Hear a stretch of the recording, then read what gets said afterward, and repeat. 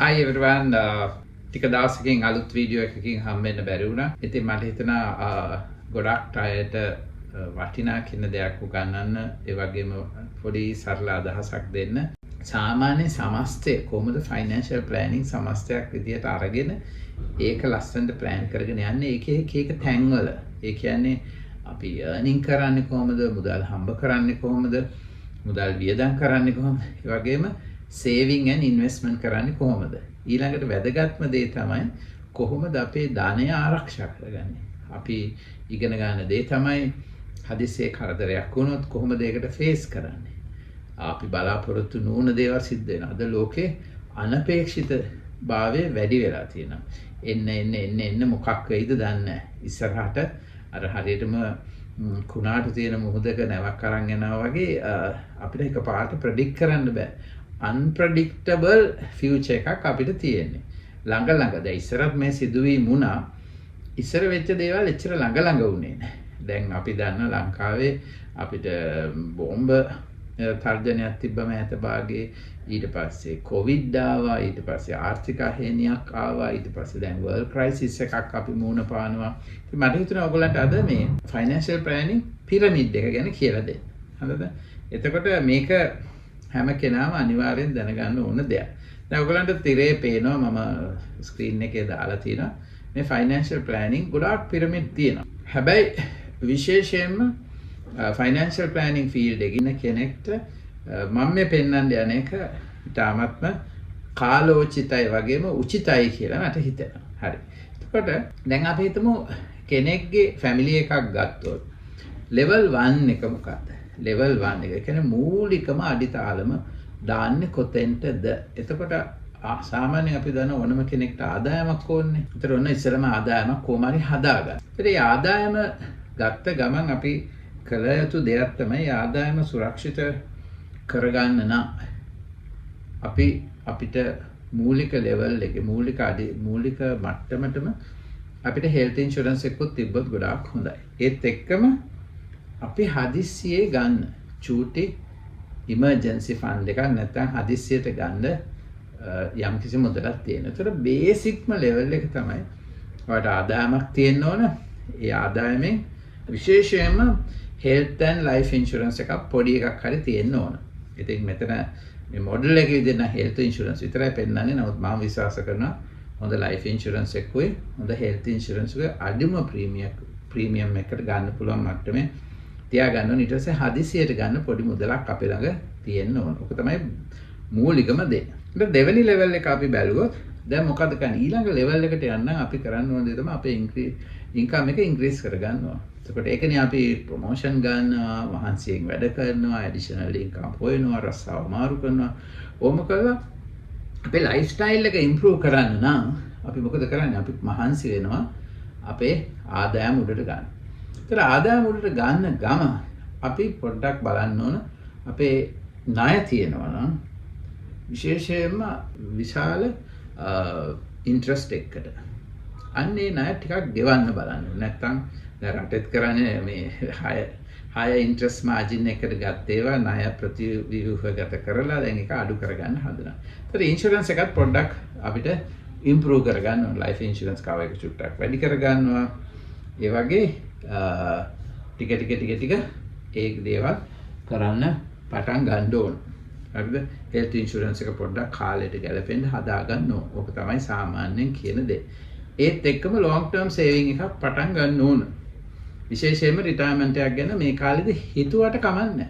පටන් ගත්තට කමක් නැහැ. මොකද මතක තියාගන්න ලංකාවේ අපි විශේෂයෙන්ම අද තියෙන තත්ත්වය අනුව අවුරුදු 75ක් විතර ජීවත් වෙනවා.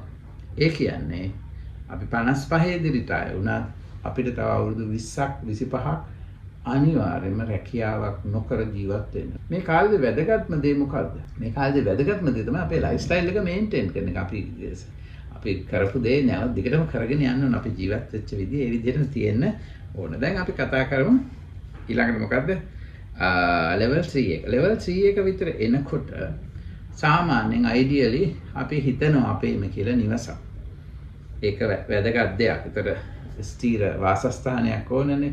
ඉතින් අපි ඒක හිතනවා. ඊට පස්සේ පුළුවන් තරම් ණය අඩු කරගෙන හදනවා. දැන් හවුසින් ලෝන් එකක් වගේ එකක් ගත්තට කමන්නේ. ඒක ඇසට් එකක් තියෙනවා. ඒ ඇසට් එක වෙනුවෙන් තමයි අපි ලෝන් එක ගන්න. හැබැයි වෙන ගත්ත පර්සනල් ලෝන් ඒවා මේවා අපි අඩු කරගන්න ඕන. මොකද අපි හවුසින් ලෝන් එකක් වගේ එකට යන නිසා. ඒත් එක්කම දැන් සමහර අය දරුවෝ ලබන්න ප්ලෑන් කරන. ඒකත් ඇත්තටම ප්ලෑන් කර යුතු දෙයක්. මොකද දරුවෙක් කියන්නේ හොඳ මූල්‍ය සැලසුමක් එක්ක දරුවෝ හදන්න ඕන. නැත්නම් ඒගොල්ලන්ගේ පාසල් දාන ඒවා, ඒගොල්ලන්ගේ අධ්‍යාපනයට වියදම් කරන ඒවා මේ අහඹු ලෙස આવොත් බලාපොරොත්තු නුන අවස්ථාවල එන්න බෑනේ. ඒතකොට ඒක ලස්සනට ප්ලෑන් කරන්න අමාරු වෙනවා. ඉතින් ඒත් එක්කම දැන් බලන්න ඕන සේවිංස් වැඩි කරන්න. ටික සේවිංස් වැඩි කරන්න බලන්න ඕන. රිටයර්මන්ට් ෆන්ඩ් එක වැඩි කරන්න බලන්න ඕන. අර ඉමර්ජන්සි ෆන්ඩ් එක කෑෂ් තියෙන දේවල් වැඩි කරගන්න ඕන. මොකද කොයි වෙලේ කරදරයක් වෙන්න පුළුවන්. මොකද සමහර ඉමර්ජන්සිස් එනවා. ඒ ඉමර්ජන්සිස් අපිට ඉන්ෂුරන්ස් වලින් කවර් වෙන්නේ නැහැ. උදාහරණයක් එකපාරට රස්සාව නැති වුණොත් ටෙම්පරරි අපි වැඩ කරන ආයතනේ කඩාගෙන වැටුණොත් අපිට රස්සාවක් හොයාගන්න වෙනවා. අන්න ඒ වගේ වෙලාවදී අපිට මාස කිහිපයක් අඩුම වශයෙන් මාස 3ක් 6ක් ජීවත් වෙන තරම් අපිට ආදායම කෑෂ් විදියට තියෙන්න ඕන. දැන් අපි ලෙවල් 4 වෙනි එක ගැන හිතුවා. දැන් අපි ඔන්න ලයිෆ් එක මොකද කරන්නේ? එන්න ඉම්ප්‍රූව් කරනවා. එතකොට දැන් මේ කාලෙදී අපිට එක චැලෙන්ජස් එනවා. අපේ දෙමව්පියෝම බලා ගන්න වෙනවා. මොකද අපේත් වයස යනවා. ඒත් එකම දෙමව්පියෝත් ඒජින් වෙනවා. ඒගොල්ලෝ රස්සාවෙන් අස් වෙනවා. ඒගොල්ලෝ රිටයර් වෙනවා. ඒගොල්ලෝ ඩෙඩ වෙනවා. ඒගොල්ලන්ගේ නවාතැන් ඒ වගේ දේවල් අපිට කරන්න. එතකොට අපිට ඒවට සූදානම් වෙන්න වෙනවා. ඒවට මුදල් අයින් කරන්න සිද්ධ වෙනවා. ඊළඟට දරුවෝ අධ්‍යාපනයේට දැන් අයින් වෙනවා. සමහරට සාමාන්‍ය පෙළ වෙන්න පුළුවන්, උසස් පෙළ වෙන්න පුළුවන්, ටියුෂන් වලට යන්න පුළුවන්. ඒගොල්ලෝ යුනිවර්සිටි එඩියුකේෂන් එකට ලෑස්ති වෙනට. අන්න එතකොට අපිට මුදල් ඒවට අයින් කරන්න වෙනවා. ඒත් එක්කම මතක තියාගන්න දැන් නම් ලෝන්ස් පුළුවන් තරම් අඩු කරගෙන මෝගේජුත් දැන් ඉවර කරගන්න try කරන්න ඕන. මොකද දැන් ඉතුරු කරගන්න ඕන. දැන් අපිත් ටික රිටයර්මන්ට් එකට ලං වෙන කාලේ. එතකොට ණය පුළුවන් තරම් අඩු කරගෙන ඉතිරි කිරීම වැඩි කරන්න උත්සාහ කරන්න ඕන. එතකොට මැක්සිමයිස් කරගන්න ඕන අපේ මොනවාද? රිටයර්මන්ට් ෆන්ඩ් එක වැඩි කරගන්න ඕන. වගේම පුළුවන් තරම් long term insurance ගැන දැන් හිතන්න වෙනවා. දැන් සමහර ඉන්ෂුරන්ස් කට්ටිය ගන්නවා අවුරුදු 50න් නැත්තම් අවුරුදු 60න් ඉවර වෙනවා. නමුත් අපි දැන් හිතන්නේ වෙනවා long term කියන ඉන්ෂුරන්ස් එක කියන්නේ වයසට ගියාම කවුරුත් නැති වුණාම කොහොමද කවුද අපිව බලාගන්නේ? අන්න ඒකට long term insurance හිතන්නත් ඕන. ඉතින් level 5 කියන මට්ටමට දැන් ඔන්න එන්න ඕන අපි. මොකද්ද level 5 කියන්නේ? අපි retire වෙන්න දැන් ඕන්න මෙන්න නැත්තම් retire වෙන්න යන්නේ. මතක තියාගන්න retire වෙනකොට risky funds අපි ළඟ තියෙන්න බෑ. කියලා කියන්නේ නිදහසෙන් ඉන්න ඕන. ඒක අපිට worry වෙන්න බෑ. මේ ඉන්වෙස්ට්මන්ට් එකට මොකක් වෙයිද? ඒක loss වෙයිද? එහෙම නැත්නම් අපිට වැඩි ඉන්වෝල්ව් වෙන්න බෑ මුදල් මැනේජ් කරන්න, මුදල් ග්‍රෝ කරන්න කාලය යොදවන්න බෑ. මොකද අපිට නිදහසේ ඉන්න ඕන. සතුටින් ඉන්න ඕන. ඒකට මුදල් ආරක්ෂිතව තියෙන්න. බොහෝ වෙලාවට කට්ටිය කරන දේ තමයි වයසට යන්න මුදල් අපේ ආයෝජන ඔක්කොම මුදල් වශයෙන් තියාගන්න හදනවා. ඇත්ත. ඉන්ට්‍රස්ට් රේට් අඩු වෙන්න පුළුවන්, ඉන්ෆ්ලේෂන් තියෙනවා. ඒ කෑෂ් හැසල් ෆ්‍රී නේ. Risk free and hassle free. Cash එකක් කරදරයක් නැහැ. බැංකුවේ දැම්ම හිටියා. ඊට කෑෂ් වලට රිස්ක්. හැබැයි තියෙන රිස්ක් එක ඉන්ෆ්ලේෂන්. නමුත් වෙන කරදර නැහැ. එතකොට අපි ලස්සන ඉන්ට්‍රස්ට් එකකට පුරුදු වෙනවා. ඒ ඉන්ට්‍රස්ට් එක ගලාගෙන එනවා. වෙන පැසිව් ඉන්කම් හැදුවට කමන්නේ. හැබැයි මතක තියාගන්න ඔයාගේ ඉන්වෝල්ව්මන්ට් එක අඩු වෙන්න. ඔයාලට වැඩි ඒක ගැන හොයන්න බෑ. හරිද? වාට නිදාසේ ඉන්න ඕන. මොකද මානසික නිදාස හරි වැදගත් රිටයර්මන්ට් ඒජ් එක. මොකද රිටයර්මන්ට් කියන්නේ ලයිෆ් ස්ටයිල් එක. ඒක කලින් වෙන්න පුළුවන්. 50 දී 40 දී කරාට කමන්නේ. ඔයාලට ලෝකයේ ඇවිදින්න යනවා, කට්ටියත් එක්ක විනෝද වෙනවා, ජීවිතේ විඳිනවා.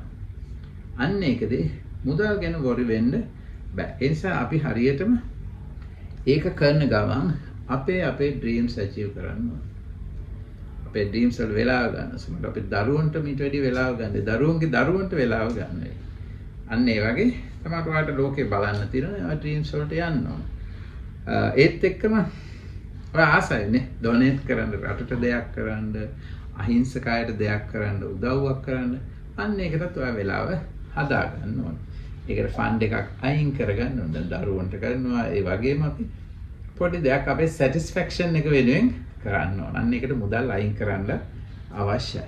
ඉතින් ඊට පස්සේ මොනවද අපි ඉතුරු කරලා යන්නේ? ඒව දෙයක්ත් හිතුවොත් හොඳයි. මොනවද අපි ලෝකෙට ඉතුරු කරලා යන්නේ? මොනවද අපි අපේ ආදරය කරන අයට ඉතුරු කරලා යන්නේ? අපි කොහොමද ලස්සනට අපේ වත්කම අපේ යැපෙන්නන්ට බාර දීලා යන්නේ? කොහොමද ඒක ට්‍රාන්ස්ෆර් කරන්නේ? කොහොමද ඒක ඩිස්ට්‍රිබියුට් කරන්නේ? ඒක හරිම වැදගත්. ඒ වගේමයි ඔයා සමහර වෙලාවට ඔයා නැති කාලෙක මේ ලෝකෙට ඔයා ඉතුරු කරලා යන්නේ මොනවද? දැන් අපි බැලුවොත් බොහෝ අය ඒගොල්ලෝ අමරණීයයි ඉන්නවනේ. ඒගොල්ලෝ අමරණීය ඇයි? ඒගොල්ලෝ සමහරවල්ලාට ලස්සන නිර්මාණ ලෝකෙට ඉතුරු කරලා ගියා. ලස්සන සංකල්ප ඉතුරු කරලා ගියා. ලස්සන ඉනෝවේෂන් හොයා ගැනීම ලෝකෙට ඉතුරු කරලා ගියා. ඒගොල්ලෝ සදා අමරණීයයි. ඉතින් මේ වගේ දෙයක් කරන්න පුළුවන් නම් බොහොම හොඳයි. ඉතින් අපේ ප්‍රෝග්‍රෑම් එකට පුළුවන්කම තිබ්බොත් එන්න. ඒකේ තියෙනවා මේ ඔක්කොම උගන්වනවා. ලස්සන දේ තමයි හිතාගන්න සල්ලි අපි හම්බ කරන්න දන්නවා වියදම් කරන්න. හැබැයි එකම දේ මැනේජ්මන්ට් කියන එක ඉගෙන ගන්න.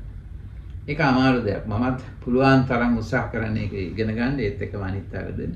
ඉතින් මේක ඔයා ඉගෙන ගත්තොත් ඔයා පළවෙනි දේ තමයි ඔයා ඔයාගේ මුදල් කළමනාකරණය ඉගෙන ගන්න. මොකද සේව් and ඉන්වෙස්ට් කරලා තියෙන වැඩියෙන්ම මුදල් හම්බ කරපු අය නෙවෙයි. වැඩියෙන්ම හම්බ කරලා වැඩියෙන් වියදම් කරා කියලා වැඩක් නැහැ. සේව් and ඉන්වෙස්ට්මන්ට් කරලා තියෙන මනි මැනේජ්මන්ට් හරියට ඉගෙන ගත්තා. ඉතින් මුදල් කොහොමද හරියට කළමනාකරණය කරන්නේ? ඉතුරු කරන්නේ කොහොමද? ඉතුරු කරපු සල්ලි කොහොමද ආයෝජනය කරන්නේ? ඊළඟට කොහොමද බලාපොරොත්තු නොවන අවස්ථාවලට මුහුණ දෙන්නේ? කොහොමද අවදානම් කළමනාකරණය කරන්නේ? මොනවද ඉන්වෙස්ට්මන්ට් කරන්නේ? මොන විදිහේ ඉන්වෙස්ට්මන්ට් මික්ස් එකක්ද? ඒ කියන්නේ සංකලනය මොකක්ද අපි ආයෝජනය කරන? මෙන්න මේ දේ ඉගෙන ගන්න ඕන. ඉතින් මේකේ ගොඩාක් දේවල් තියෙනවා. නමුත් මම මගේ ප්‍රෝග්‍රෑම් එකේ මම උත්සාහ කරන්නේ මේකෙන් බේසික් ලෙවල් එක දෙන්න. බේසික් ලෙවල් එක දුන්නාට පස්සේ මම ඇඩ්වාන්ස් ලෙවල් එකට යනවා. ඉතින් හිතලා බලන්න. පොසත් වෙන්න ආසයි කවුරුත් නිදාසේ ඉන්න ආසයි මානසික නිදාසට ආසයි. ඉතින් අපි මේ දේ ඉගෙන ගමු. මොකද අපිට මේවා ඉස්කෝල වලින් ඉගෙනුවේ නැහැ, යුනිවර්සිටි වලවත් ඉගෙනුවේ නැහැ. පර්සනල් ෆයිනෑන්ෂල් කවුරුත් උගන්වන්නේ නැහැ.